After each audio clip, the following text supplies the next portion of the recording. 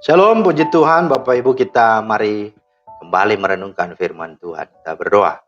Bapa di sorga, terima kasih atas firman-Mu. Pada kesempatan pagi hari ini kami akan renungkan. Mari Tuhan, Engkau buka hati kami, terangi dan mampukan kami untuk menjadi pelaku firman-Mu yang setia. Dalam nama Tuhan Yesus. Amin. Bapak Ibu, firman Tuhan kita terambil dalam 2 Samuel 9 ayat 8. Lalu sujudlah Mefiboset dan berkata, apakah hambamu ini sehingga engkau menghiraukan anjing mati seperti aku? Itulah firman Tuhan yang menjadi dasar renungan kita pada hari ini. Tema kita adalah belajarlah dari Mefiboset. Nah saudara, dari pernyataan Mefiboset tadi yang kita baca, hendak menyatakan bahwa ada hati terluka di sana. Ada ketertolakan dan keputusasaan serta kekecewaan dengan dirinya dan dengan orang lain. Bahkan juga termasuk dengan Tuhan. Nah, pertanyaannya siapakah Mefiboset itu? Mefiboset adalah cucu Raja Saul, putra Yonatan, sahabat Daud. Masa kecil Mefiboset dihabiskan di dalam lingkungan istana. Kemewahan, kemegahan, dan kemakmuran sudah menjadi pemandangan sehari-hari bagi Mefiboset. Secara materi, Mefiboset tidak kekurangan suatu apapun, bahkan lebih dan berlimpah, sehingga bisa dikatakan bahwa ia seorang anak yang beruntung dan memiliki masa depan yang cerah. Namun saudara, kehidupan ini tidak seperti yang kita pikirkan dan rancangkan. Mefiboset telah kehilangan orang-orang yang dicintainya. Ayahnya yaitu Yonatan, kakeknya yaitu Raja Saul, dan saudara-saudaranya yang lain. Mereka semua telah tewas di medan peperangan saat melawan orang Filistin. Dan saat berita kematian rombongan Saul dan Yonatan itu sampai ke istana, kekacauan dan kepanikan melanda seluruh orang di istana. Mefiboset yang pada waktu itu masih berumur 5 tahun sampai-sampai terjatuh dari gendongan inang pengasuhnya. Akibatnya adalah ia mengalami cacat permanen. Kedua kakinya menjadi timpang. Ia tidak dapat lagi menikmati masa kecilnya dan tidak bisa menikmati masa remaja pemuda sebagaimana layak anak-anak normal lainnya. Mefiboset akhirnya tumbuh sebagai orang yang cacat dan terluka batinnya dan juga fisiknya. Masa lalu yang kelam kini menghalangi langkahnya untuk menatap hari esok. Sepertinya masa depan dan harapannya pupus sudah dan sirna.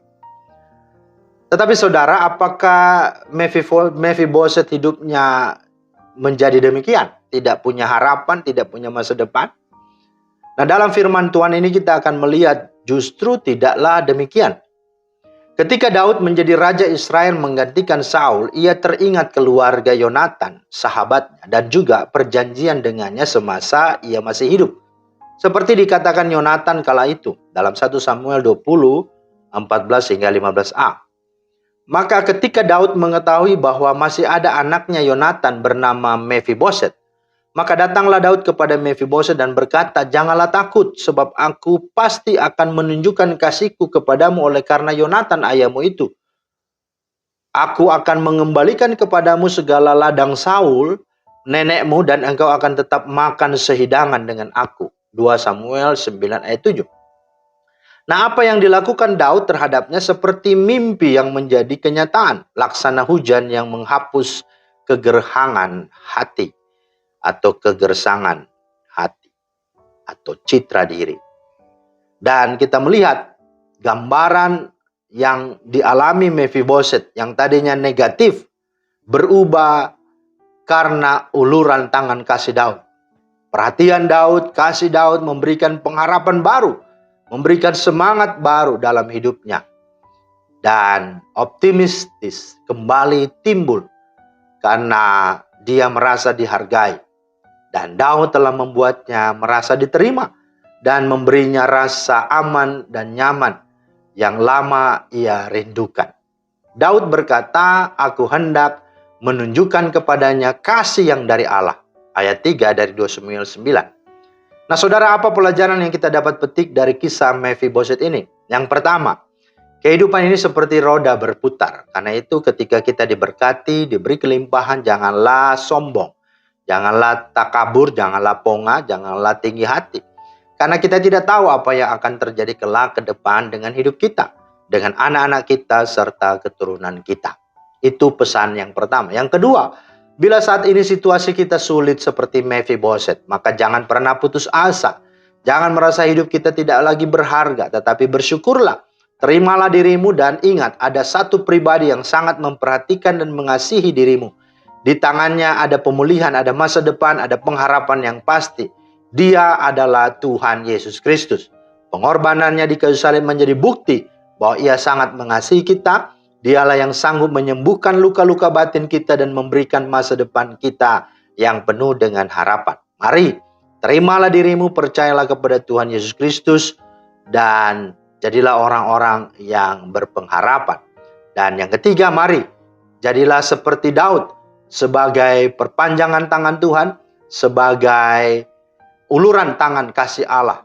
Mari kita menjadi saluran berkat dengan mengasihi dan memperhatikan orang-orang seperti Mephiboset yang lemah, yang membutuhkan pertolongannya. Dan pasti berkat Tuhan juga akan ada pada keturunannya.